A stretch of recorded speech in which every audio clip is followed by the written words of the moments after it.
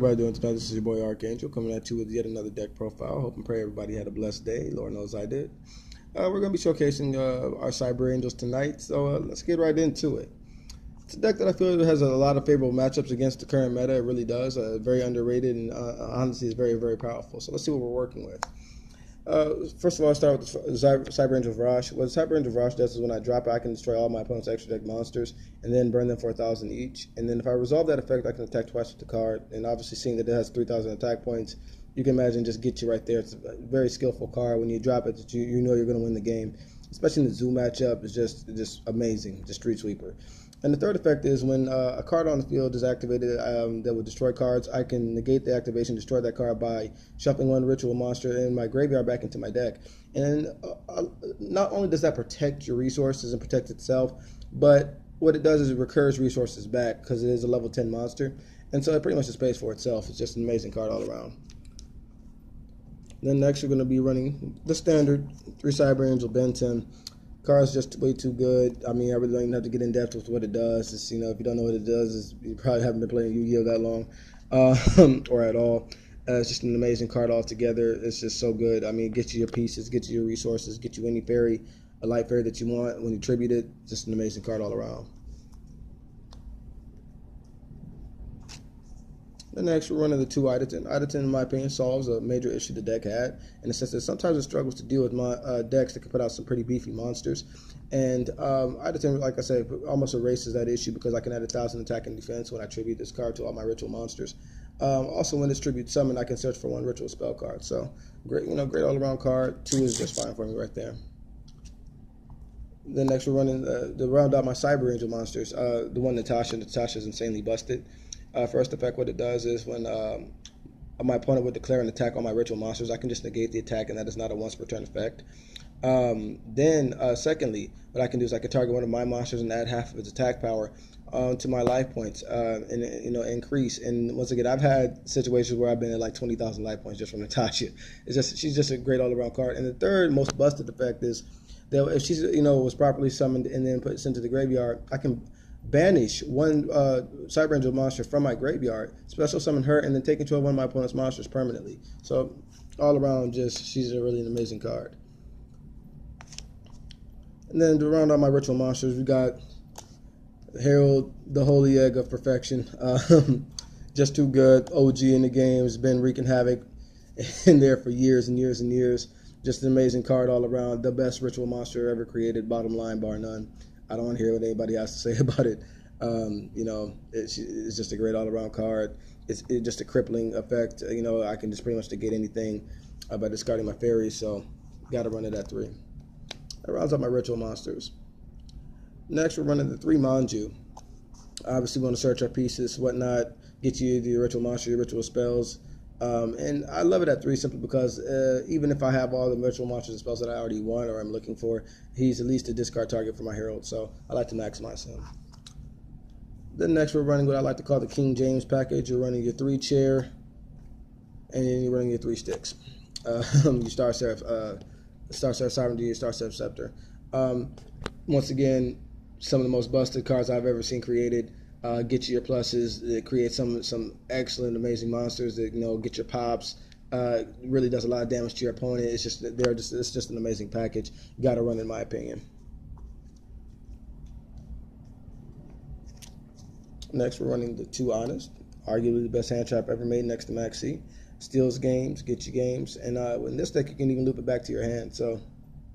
After you use it consistently. So it's just great all around card and protects yourself, because we're going to get into a little something else in terms of a tech that we love to have our Honest for. Next up, we got Double Herald of Orange Light, and what I have this in here for is for the sake of hand traps like Ash, etc. You do a lot of searching in the deck, and Ash can pretty much really shut that down. And so we're teching out the Herald of Orange Light, and it's really worked to perfection. Anytime I go to, say, activate a pre-preparation of riots or activate anything to search, etc., they want to respond, I just use my Herald of Orange Light, use its effect to discard one of the fairy, negate, and then continue on with my play. It's worked very, very well in testing, and it's just all around excellent addition to the deck, and also gets me into my synchro play. So really love it. And lastly, to round out my monster lineup, I'm running the one barrier statue of the heavens. In my opinion, the best barrier statue, obviously at least for this deck. It keeps you from getting kaiju. It really locks your opponent down. This little 1,000 guy wreaks a lot of havoc. It really does. It in itself can just pretty much lock your opponent out of the game. And couple that with if you have Eden Herald on field, especially this with Honest in hand as well. That's another scenario. It pretty much just gets you there. So excellent all around card. Love it. Wouldn't change anything about it. Let's round out my monsters. We're gonna go into the spells. Running 3 Machine Angel Ritual, and then we're also running the 3 Dawn of the Herald. One gets you to your your Cyber Angel monsters, gets them on field, and then the other gets your Herald of Perfection out onto the field. Both excellent cards, just within themselves, not even acknowledging the monsters. What Machine Angel Ritual does is protect all your light monsters while it's in the graveyard, and then what your Dawn of the Herald does is it adds back whatever resource that you use to get your Herald of Perfection out onto the field right back to the hand. So essentially, especially with Ben 10, you're plussing 1 just off summoning the card. It's just an amazing, amazing setup. Then we go into our 3 pre-preparation rites. Who doesn't like +1s? Obviously, like I said, it searches out both your ritual monster and your ritual spell card. Got to run it at 3 in my opinion. I don't ever mind seeing the card, doubles, triples of it. It just never gets old. Excellent card all around. It's really what rituals needed, in my opinion. And like I said, I maximize it, no less than 3 for me. Then we are going to get into 3 terraforming. And then 3 of, my opinion, the most busted spell in my entire deck, even outside of pre-preparation rites, Ritual Sanctuary. What Ritual Sanctuary allows me to do is I can discard any spell card, and I can search for a light fairy ritual monster, or just a ritual spell card altogether. And the secondary effect is the most broken in the sense that what I can do, I can recycle spells back into my deck up to the number of a level of a light fairy monster in my graveyard, and then special summon that monster. I bought back my barrier statue from the graveyard with this. I bought back my scepters, allowing me to go into a rank 4 play. I bought back Christie when I used to run that into the deck. I mean, it's just amazing card. And as I said, run the 3 and 3. I run the 6 copies total that I can run, and unless Konami's going to hit it while I still can, because it's just an amazing thing to try to abuse. I run the 3 Ties of the Brethren. This is really what allows me to get out my statue along with the Honest to protect it as well, and another resource on field. Just an excellent card. I've heard some say, well, obviously, after you resolve the first one is dead, but after I resolve the first one, I pretty much got game, in most cases. So I really don't. I'm just running the 3, obviously, because you want to see it as soon as possible. It's not just something you want as a necessary addition. You want it as a main engine to the deck. So you want to see this as soon as possible. Get out your barrier statue, get out your Honest, and then go to work from there. So running 3 ties, been great for me so far. Then to round up with my power, running 1 preparation of rites, because that one needs to be unlimited. Come on, Konami. It's about that time. Running 1, skill charge. Why? Because it's skill charge. You got to do it. Probably the best spell in the game. And for final card, running 1 Raigeki. Got to love board wipes. You need it really very strong in this format. That'll be it for the deck. That's 44 cards. I like it at that. I really find that around that number, the consistency is still excellent. Still there, and it's better for the grind game. So yeah, I like it right there. Get into extra deck. We're going to run the 1 Evil Trish. Once again, obviously making this off stick and chair play. Excellent to be able to pop 1 +1 to your hand and then neg your opponent, and potentially continue to banish and then return things to their hand. Just an excellent overall card. It's just way too strong. Run the 1 Deltaros. When you come down with an unstoppable Deltaros with a pretty much a free pop, and then I can continue to pop additional things on my opponent's side of the field. Another play that's still way too strong. Run the 1 Diamond Direwolf. Still gets me there. Still a good card. Run the 1 Abyss Dweller. True Draco, obviously.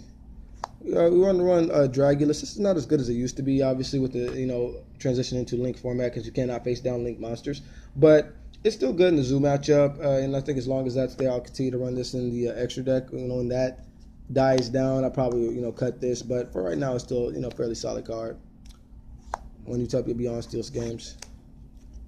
One can start diamond because I can make it right now, and there's nothing really dark floating around. Maybe if Vendread gets better, I think this card will get better, whatnot. But the secondary effect is also still pretty good, so you're still going to run that in the deck. Run the one Castel because it's Castel. One Karagorgon for, obviously, as I said, True Draco to stop the traps and spells from floating around in there.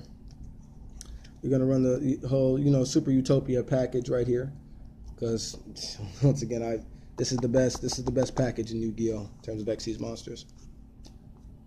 And rounded that off, we're going to run the 2 Cyframe Lord Omega. Obviously puts our stuff back in graveyard, keeps our resources going.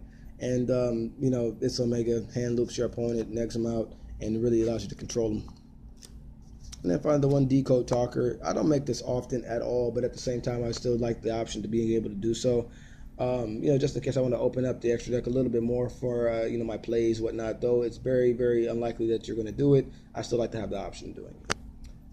And so, yeah, that pretty much concludes my deck profile. I appreciate it.